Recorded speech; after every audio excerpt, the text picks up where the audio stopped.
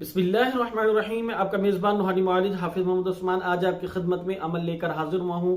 تقدیر بدل دینے والا عمل، نبی علیہ السلام کا بتایا ہوا خاص وظیفہ آج آپ کی خدمت میں پیش کروں گا. انشاءاللہ تعالی اس کی برکت سے آپ یہ دیکھیں گے کہ آپ چند ہی دنوں میں انشاءاللہ مالا مال ہونے شروع ہو جائیں گے، رزق کی تنگی ختم ہو جائے گی، روزی روٹی میں معاملات میں بہتری آ جائے گی اور آپ کی زندگی میں سکون آنا شروع ہو جائے گا. انشاءاللہ کہ یہ حدیث شریف کا ایک مفہوم ہے کہ کسی صحابہ نے آ کے نبی علیہ السلام سے درخواست کی کہ یا رسول اللہ صلی اللہ علیہ وسلم رزق کی بڑی تنگی ہے.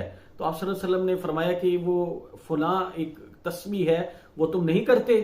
تو انہوں نے فرمایا کہ جی مجھے تو یاد نہیں ہے. تو نبی علیہ السلام نے فرمایا کہ فجر کی سنت اور فرض کے درمیان میں، فجر کی سنت اور فرض کے درمیان میں ایک تسبیح سبحان اللہ و بحمدہ سبحان اللہ العظیم، یہ ہے. اتنی بعض اکابرین نے لکھی ہے، بعض اکابرین نے اس کو بڑھا کے لکھا ہے سبحان اللہ و بحمدہ سبحان اللہ العظیم و بحمدہ استغفر اللہ.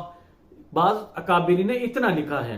تو آپ بہتر یہ ہے کہ میرے جو الحمدللہ جو معمول میں ہے وہ سبحان اللہ و بحمدہ سبحان اللہ العظیم و بحمدہ استغفر اللہ، یہ الحمدللہ میرے معمول ہے، میں ہمارے ساتھیوں کے معمول میں ہے. اس کا بہت اچھا رزلٹ ہے.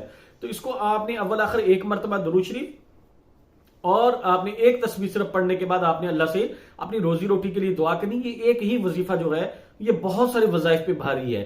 تو اس کو آپ کریں، انشاءاللہ تعالی رزق کی تنگی نہیں ہوگی، لیکن جادو جنات کے اثرات نہیں ہونے چاہیے. اگر آپ کو ہمارے بتائے ہوئے وظائف سے فائدہ ہوتا ہے تو آپ ہمارے چینل کو سبسکرائب ضرور کریں اور ہماری